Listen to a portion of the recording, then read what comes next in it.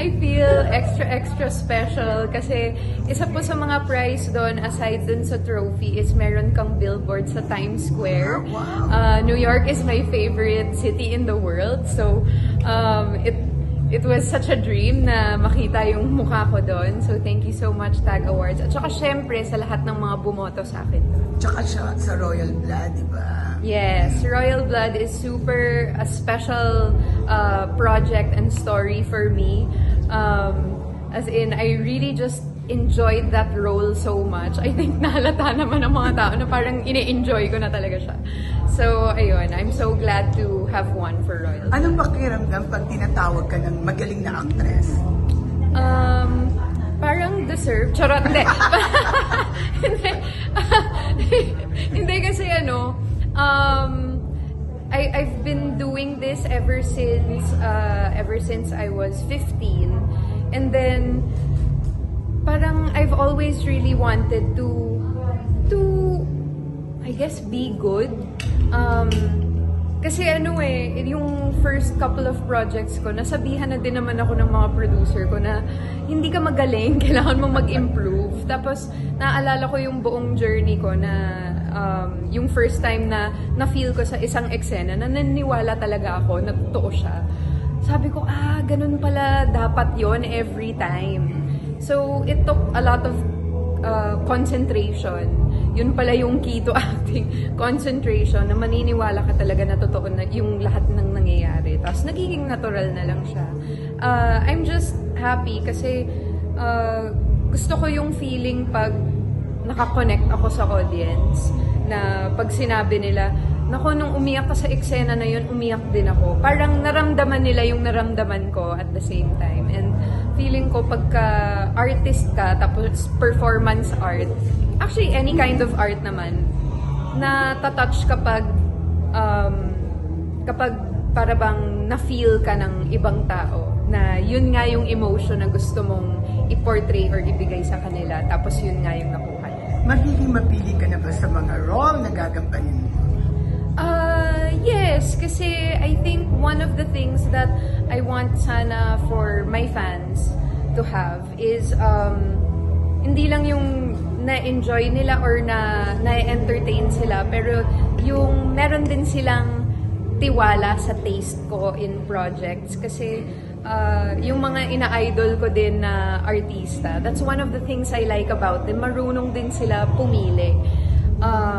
So yeah, I think that's an important skill to have. Lalo na kasi ang feelings, hindi naman din siya only nagagasgas din. So parang you want to reserve it sana for projects that really mean something or projects that inspire. Speaking of iniidolong artista, sino mga senior natin o mga veteran actresses ang gusto mo makasama? Gusto ko makasama?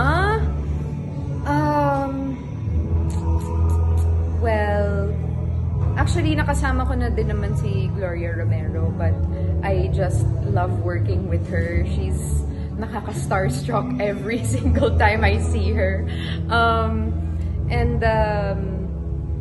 I really like also the work of Agamula. I think that he has this very natural way about him also. Ano pa ba? Ate V, Ate Guy. Ate V, of course. And Miss Connie. Miss Connie, gusto ko siyang makasama ulit. Kasi in a scene, number one, in a scene, madadala ka sa kanya. So it makes your job super easy. And then number two, masarap din siyang kasama behind the scenes. Kasi marami ka ding makukuhang kwento na punong-puno ng wisdom and advice. Okay, last na lang. Ano masasabi mo? Tuloy-tuloy ang swerte, ang success, at saka ang projects, tuloy-tuloy din.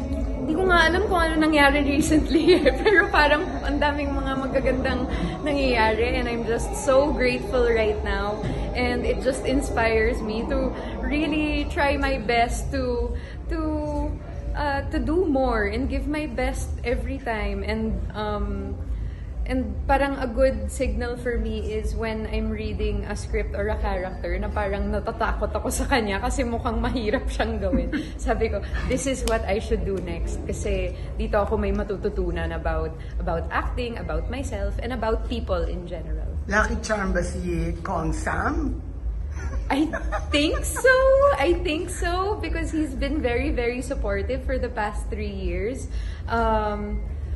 Alam mo yun, wala, hindi niya pa ako napagbabawalan sa kahit anong klaseng eksena so far. He really understands my work as an art. And he doesn't stop me from doing anything naman. And he's actually also gone to all of my premieres ever since we've been together. Except from nung time na nagtatago pa kami. For a year. But yes, I think it's definitely very lucky for me to have a supportive partner. Wala bang balak? Not anytime in the near future. Siyempre, napag-uusapan din namin paminsan-minsan kasi kaya naman kami tumatagal sa isang relationship, di ba? Kasi we see that sometime in the future. Pero as for making plans, hindi kami pa gumagawa ng mga plans.